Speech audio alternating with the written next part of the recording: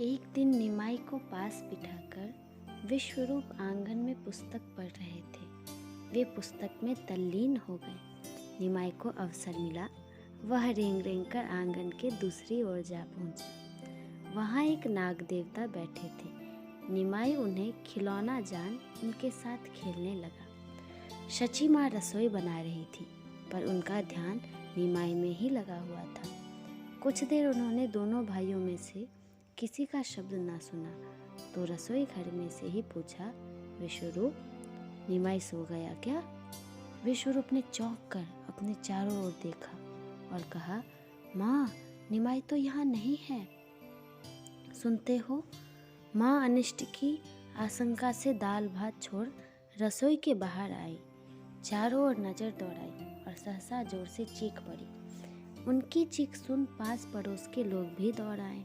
सबने देखा कि नाग गुरमुरी मारे बैठा है। निमाई उसके ऊपर बैठा है। उसने अपना विशाल फण ऊपर उठा रखा है। निमाई का एक हाथ फण के ऊपर है, एक पैर में नाग की पूंछ लिपटी है। सूर्य के प्रकाश में नाग का काला रंग और निमाई का स्वर्ण वर्ण चमक रहा है।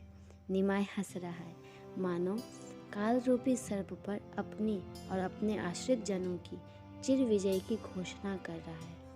यह देख सबके होश उड़ गए। किंग कर्तव्य विमूढ़ हो सब चीख मारते एक क्षण खड़े रह गए। माँ से रहा न गया, आगे लपकी। जैसे ही वे आगे बढ़ी, नाग देवता रेंग कर बाहर निकल गए। सबने ठंडी सांस ली। माँ ने अपने लाल को झट उठाकर हृदय से चिपटा लिया। उसे चूम चाट कर हृदय की धड़कन मिटाने की चेष्टा की, पर सब ने माँ की भर्त्सना की। उसे अकेला क्यों छोड़ देती हो? वह चंचल शिरोमणि क्या अकेला छोड़ने लायक है? विश्वरूप भी तो बच्चा ही है, वह क्या समझे?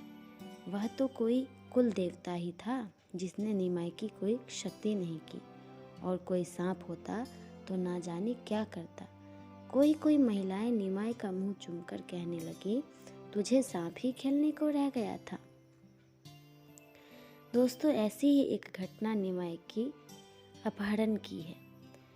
शची माँ निमाई की विशेष देखभाल रखने लगी, पर एक दिन फिर वह ना जाने कैसे अवसर पा घर के बाहर जा निकला। मेषमाली नाम के एक चोर को निमाई के सोने की आभूषणों का लोभ हो आया।